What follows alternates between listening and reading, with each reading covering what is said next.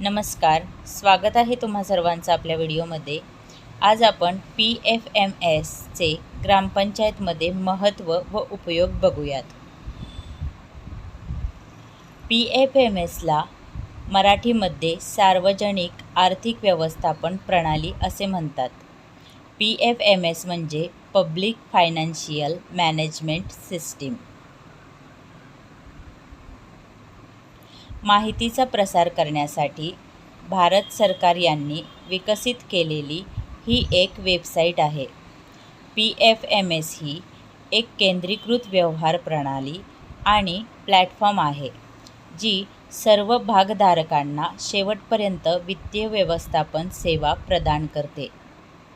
यांचे controller general of accounts CGA खर्च विभाग वित्त मंत्रालय आहे।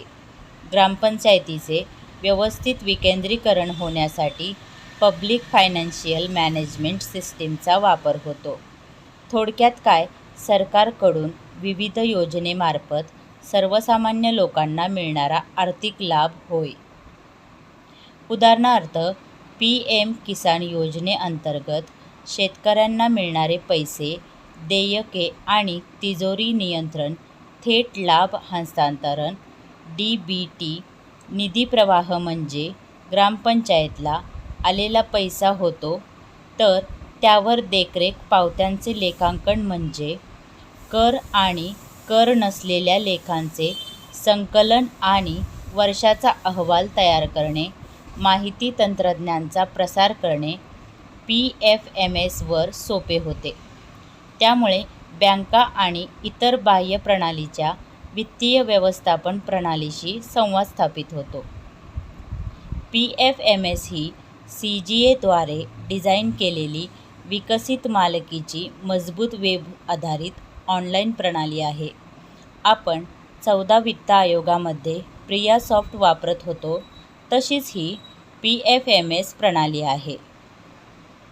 या प्रणाली सिस्टीममध्ये end to end digital payment व पावत्या गोळा करणे, अकाउंटिंग सलोखा आणि आर्थिक अहवाल यासाठी मॉड्यूल प्रदान करते।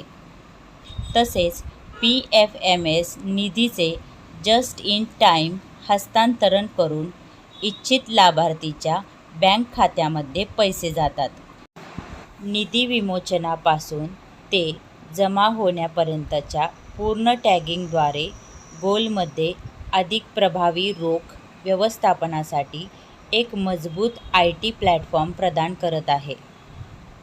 ग्रामपंचायतमधील 15व्या वित्त आयोगाचा निधी खर्च करण्यापूर्वी 14व्या वित्त आयोगाचा जमा खर्च शासनाने सांगितल्याप्रमाणे तक्त्यामध्ये सादर करणे बंधनकारक आहे। सरपंच व ग्रामसेवक यांची डिजिटल स्वाक्षरी असणे बंधनकारक आहे। ई-ग्राम स्वराज प्रियासॉफ्ट चालू तारखेपर्यंत बंद करण्यात यावे। PFMSला ग्रामसेवक व सरपंच यांची DSE रजिस्टर करणे बंधनकारक आहे। तसेच ग्रामपंचायतचे जेम पोर्टल रजिस्टर करणे बंधनकारक आहे।